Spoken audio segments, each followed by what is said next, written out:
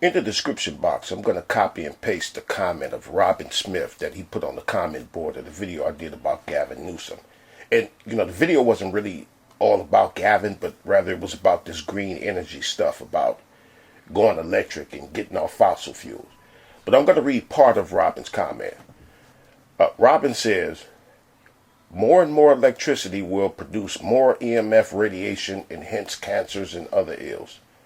Electricity is produced by many means, including oil and coal. Wind turbines cannot be located anywhere, and they have a large environmental impact. Wind is unreliable. Solar is unreliable. Electric components tend to have wireless controls which have their own issues. My fridge is adjusted by the utility when demand for energy is high. Damn. To make electrical components, a lot of minerals are needed. More minerals than the typical combustion engine. To get these minerals, there's a lot more mining that is needed, and there's a lot more damage. The point is that any approach is going to take a toll on the earth. Pay now or pay later. That was part of what Robin said. And it's common sense. And I responded to him, and I said that almost everything that Robin typed on there, I saw a few other people telling these green people on the comment board about Gavin Newsom. Because the green people were trying to argue about how much cleaner we'd be if we were to just get away from fossil fuels. And I asked one of them to explain to me, how could we get something from nothing? And that question is asking him or telling him that this green energy stuff is going to have to come from digging up the earth.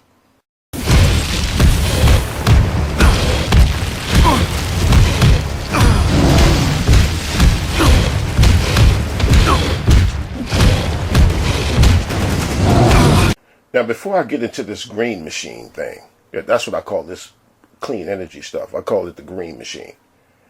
But before I get into that, I want to let people know that I'm very well aware of the other side and their devilishment too. So I'm going to play something from the Oversight Committee hearing yesterday, and I'm going to play it twice, or maybe 3 times, just so you don't miss it. Now, here is Republican Representative of Ohio, Jim Jordan, questioning Mike Summers of the Petroleum Institute. Mr. Summers, are CO2 emissions in the United States lower today than they were 20 years ago? They are, Congressman. Significantly lower, is that right? They are significantly lower. In fact, CO2 emissions from the power sector in particular are at the lowest level since 1978. And that's because, things like cap and trade passed and regulations from the government caused you to lower them. Isn't that true? Congressman, actually, that is because of the innovation that has occurred in the American oil and gas industry. Exactly. Cap and trade didn't pass. It's not because of regulations from government. You guys did that on your own because it's just the right thing to do and it's good business, right? It's not because of regulations from government. You guys did that on your own because it's just the right thing to do and it's good business, right? You guys did that on your own because it's just the right thing to do and it's good business, right? Did you catch that? Did it on your own because it was the right thing to do. There's your meaning of smaller government right there that Republicans claim to be about. Well, the reality is smaller government don't mean reducing the amount of congressmen and congresswomen. It don't mean limiting how long they could spend in Congress. It doesn't mean limiting mayors or governors' term limits. No. It means deregulation, which means let companies push forward and faster with destroying the planet and everything on it and in it. Let them pollute as much as they need to. You know how in a ends justify the means type of thing, or type of way. But people tell lies about how smaller government means that Republicans want to keep government out of our lives. That's nonsense. Now I'm going to play something else for you because they're all playing the same game. Right, what I'm going to play is Jim Jordan trying to get Mike to lie. So to blame the Biden administration for this mess we're in. Even though this mess began with the first industrial revolution a few hundred years ago. But, that's the game. That's the game. It comes with the job. New president gets blamed for all things. So that's what's up. That's what it do. But Jordan is going to suggest to him that America was energy independent. Mike is going to say no. We were on our way to being independent, which Is a different lie that Jordan told. You know, a lie different from the lie Jordan suggested, but still a lie. Exactly. Cap and trade didn't pass. It's not because of regulations from government. You guys did that on your own because it's just the right thing to do and it's good business, right? That's right, Congressman. As I mentioned before, every energy source has to meet that energy trilemma: affordable, reliable, and cleaner. And that's what this industry has delivered. 10 months ago, was the United States of America energy independent, Mr. Summers? What I would say, Congressman, is that the United States was North American energy independent and well on our way to American energy independence. We were exporting a lot too, weren't we? We were. Unfortunately, over the course of the last few months, we're actually importing oil into the United States for the first time in a while. Yeah, that was my next question. So in 10 months' time, we went from being energy independent to now we're importing oil, and we had this spectacle. Even after Mike corrected him, you heard Jordan proceed to insist that we were energy independent. The man answered no. No, he said. But anyway, they're all selling the same lie that the Green New Deal people are selling about becoming independent. All the same, gang. But like I said, that was just to let it be known that I know about the other side of the coin. All sides are lying. Good business, right? That's right, Congressman. As I mentioned before, every energy source has to meet that energy trilemma: affordable, reliable, and cleaner. And that's what this industry has delivered. 10 months ago, was the United States of America energy independent, Mr. Summers? What I would say, Congressman, is that the United States was North American energy independent and well on our way to American energy independence. We were exporting a lot too, weren't we? We were. Unfortunately, over the course of the last few months, we're actually importing oil into the United States for the first time in a while. Yeah, that was my next question. So in 10 months' time, we went from being energy independent to now we're importing oil, and we had this spectacle of the President of the United States begging OPEC to increase production. Is that accurate? Well, Congressman, the U.S. was a net petroleum exporter for the first time since 1958 in the year 2020. And, you know, we were very proud of being the world's largest producer of oil and natural gas as a consequence of the innovation and the technological revolution that has occurred in the American oil and gas industry. Yeah, I mean, I can't say it better than our colleague from Florida who spoke a few minutes ago, but in 10 months' time, we have literally went from energy independence to the President of the United States begging OPEC to increase production to now we're having to import some of our energy needs. We've went from $2 gas to $3, $4, $5. I was in California a week and a half ago, $5 gas. I saw it there. Begging OPEC. Now, who is OPEC? Who are they? Who is OPEC? Let me show you for whoever don't know.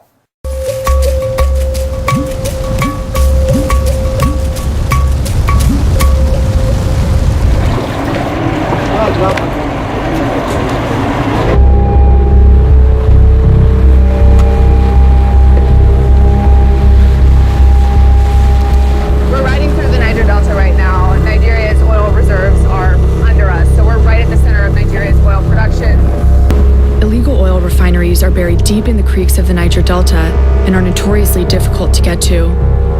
Local oil businessman Don Wazaro helped us secure access to one under the protection of a paramilitary group that provides security for the oil thieves.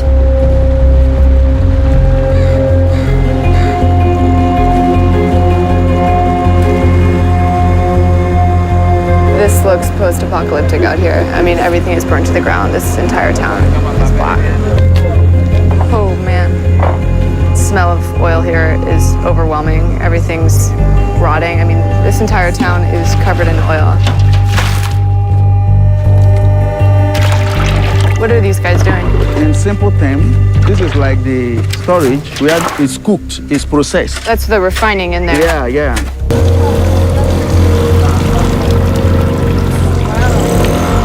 So they're just starting to pump the crude from the ship through these hoses into what they're calling the crude oven. That's where the refining process happens. And then it goes through these pipes into the cooler. They use water to cool it down. And then through these pipes into the reservoir. That's the diesel there. they pump it again into those drums, and that's where it's exported from. Just a couple of years ago, operations like these were on the decline, in part due to an amnesty program where the Nigerian government paid militants to stop refining and selling the oil beneath their land.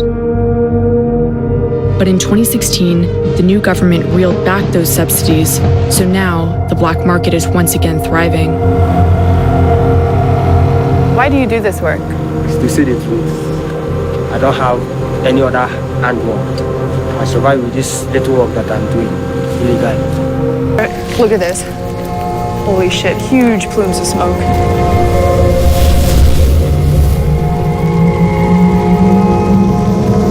I mean, this fire is huge, and all these guys are here making sure they contain it because we're surrounded by oil. This is the most combustible environment you could be in.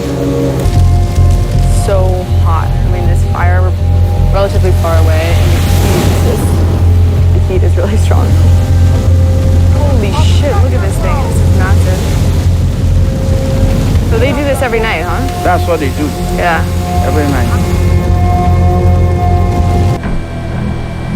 We went on an aerial patrol with Shell's pipeline surveillance team, who believe that it's the oil thieves and militants who are largely responsible for this widespread pollution. Because they can't refine properly, the much waste they have will be dumped into the river and that pollutes the waterways. What is this right here? So this is a typical illegal refinery. You can see it's sitting in the middle of nowhere. If you look up there, you can see one illegal refinery again. Oh wow, look at that. That's a big one. Oh my god, they're everywhere. Yeah. Oh my god, another one. They're everywhere.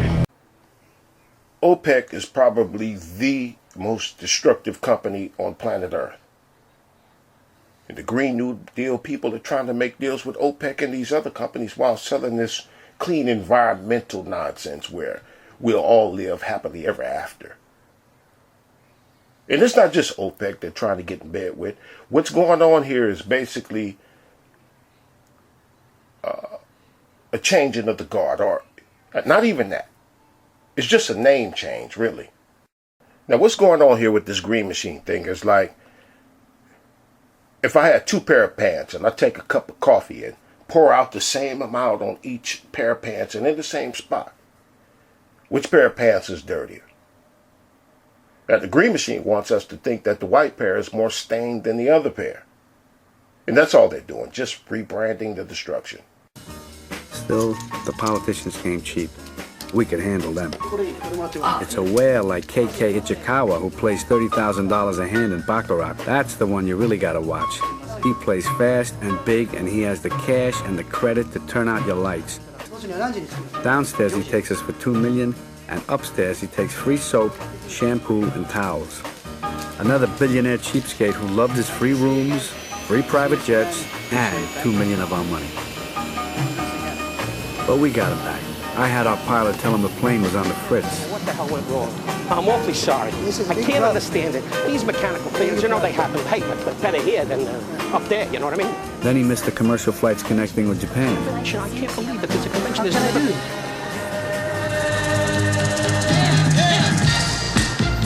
We got him back with a whole floor of rooms to himself. Sorry, Mr. Plane. How'd you get to my marijuana? No gambling. And once he was back, he played small. He bet 1,000 a hand instead of his usual 30,000 a hand. The bank went to natural 8 over 5. But I knew the trick with whales like Ichikawa was that they can't bet small for long. He didn't think of it as winning 10,000. He thought of it as losing 90,000. So he upped his bets. Until he dropped his winnings back and gave up $1 million of his own cash. In the casino, the cardinal rule is to keep them playing and keep them coming back. The longer they play, the more they lose. In the end, we get it all. God damn it! But in the end, these big companies get it all. I played that scene from the movie Casino to say that these groups that are fighting each other over not about how we could stop destroying the planet and ourselves, but rather on how we should keep destroying the planet and ourselves. And they're essentially, all of them are still in the hands of these same companies that they claim is the problem. One side wants to get a better deal out of these companies by letting them run rampant, and the other side wants to extort a better deal out of these companies. Decades of wildfires, flooding and extreme temperatures weren't enough to warn governments across the globe that we are living in a climate emergency. But the upcoming COP26 summit is prompting some changes. Now, Australia has set a 2050 net zero emissions target, but the pledge offers no concrete plans to limit mining for fossil fuels. Days before departing for the UN Climate Summit in Glasgow, Prime Minister Scott Morrison called his decision in line with what Australians want. Listen in. Our plan is a fair plan. It's a practical plan. It's a responsible plan.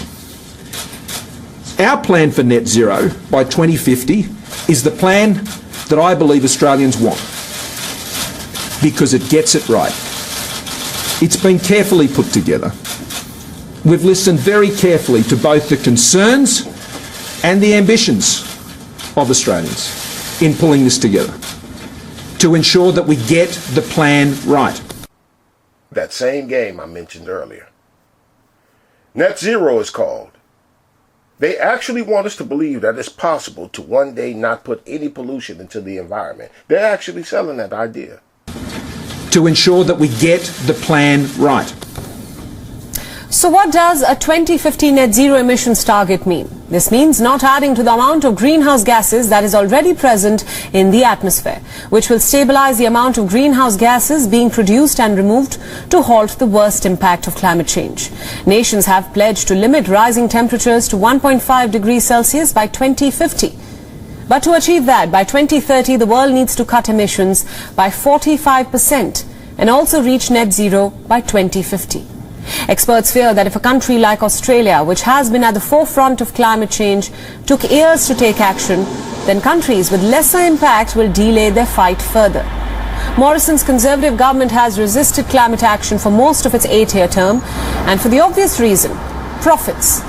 Australia is one of the world's largest coal and gas exporters. The country is one of the world's largest emitters of greenhouse gases on a per capita basis. Despite this, the Prime Minister has refused to strengthen 2030 emissions reduction targets, which are seen as crucial for meaningful climate change action. While Morrison says his action against climate change is in line with his people's expectation, he refuses to stop building mines. A man who says he has plans for net zero emissions is the same man who won't stop mining coal. But that's what the green energy people are doing too. Blowing smoke up people's asses. Hello and welcome to Gravitas Plus. I'm Palki Sharma Upadhyay. It's the 24th of October 2021. We are just a week away from COP26. So here's a thought. Are you polluting the environment by wearing what you're wearing right now? Okay, let me rephrase this. Is your fashion sustainable? H&M swears its collection is conscious. Levi says you're helping the planet by wearing its jeans. H&M is offering a discount in exchange of recyclable clothes. In 2019, the search for sustainable fashion increased 75%. Brands were happy to oblige. So sustainable fashion became the new trend. Companies today are offering guilt-free fashion, ethical fashion, vegan fashion, recycled fashion, organic fashion, eco-friendly fashion, and of course, sustainable fashion. Zara says it will make its clothes 100% sustainable by 2025. H&M says a lot of its clothes are already sustainable and that it will run on 100% renewable energy by 2040. Prada says it is reusing plastic in its nylon backpacks. Adidas makes similar claims. Levi Strauss says it will soon cut greenhouse gas emission in the in-house facilities by 90%. Balenciaga claims to be eco-friendly. So does Burberry. Coach says it won't destroy unwanted merchandise anymore. Uniqlo has even appointed Doraemon as its sustainable ambassador. But here's the problem. Uniqlo is not Nobita. So how can Doraemon, the fictional Japanese cat, help Uniqlo achieve its sustainable goals?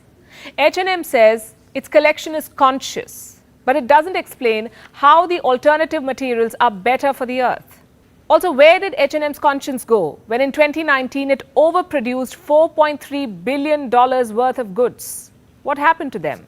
Some of Zara's clothes have the Join Life tag. It is stamped by the Forest Stewardship Council. The problem is the stamp is just for the tag, which means the tag and only the tag is eco-friendly. A name change. Or just switch the tags. Stamp a clean energy sticker on it. The tag and only the tag, she said. Or in other words, in the end, they get to keep it all. Now, along with the sarcasm and the tone of the reporter, the title of that clip I just played is Gravitas Plus. Fashion houses say they are sustainable. They are lying. Okay, that was the title. And this is why I asked that person, how could you get something from nothing? This green recyclable idea, this energy, this green energy, it got to come from somewhere, like those conscious clothes. Clean clothes. Well, one of the laws of thermodynamics is you can't make matter disappear. Like you heard the lady ask, where did the clothes go? This is all wrong. I shouldn't be up here. I should be back in school on the other side of the ocean. Yet you all come to us young people for hope. How dare you? You have stolen my dreams and my childhood with your empty words, and yet I'm one of the lucky ones.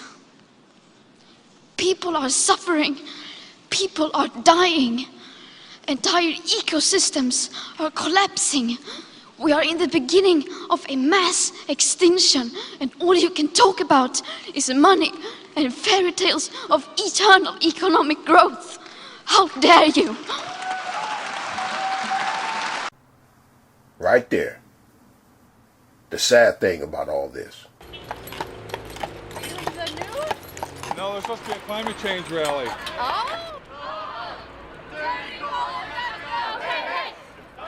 Michigan State University students, inspired by 350.org, were holding a rally for the clean energy future they'd been promised.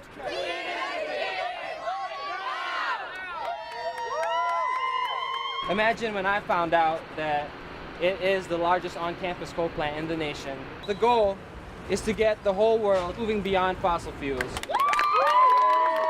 Who wants to do a 350 sign on the steps of the... But it turned out Michigan State had a form of green energy in mind the students did not support. The university contracted with a energy contracting company. They put together like a modeling tool. First 2 or 3 months that the steering committee was using this modeling tool, it didn't even contain data for wind or solar. So there was... Adam told me they were planning on substituting coal burning with biomass burning. The permit that is currently being considered by the state is a permit for 24,000 tons of biomass per year. And the plan is to do that in all four boilers. Unfortunately, the steering committee considers biomass renewable at the moment, which we're not happy with. Michigan State wasn't the only university to go green. I'm happy to announce that Carolina will be going beyond coal in the next decade. Now, as we begin to wean ourselves on coal, we're about to try another alternative energy source, biomass. And who is here to help the University of North Carolina switch from burning coal to burning trees? So it is a great pleasure to be here today to celebrate the remarkable step that the university is taking, to say we're going to do our part. A remarkable step indeed. We're to do our part by getting out of bed with coal companies and into bed with logging companies? Where did the idea of colleges going green by burning trees come from anyway? Sad thing about it is that there are goodwill people who have been bamboozled. People who want to stop this destruction. And we should get stopped. We're tearing up everything. So yeah, it needs to be stopped. Biomass means to tear up the forest, which is what we've been doing. But sad thing, good people who are being misled into believing that they're doing something good is going to get us all in trouble. So I was wondering whether you thought climate change could be an issue that could unite us all on left and right, moving us beyond debates about C16 to discussions at the UN at Katowice next month. where perhaps humanity might finally discover its global map of meaning? No.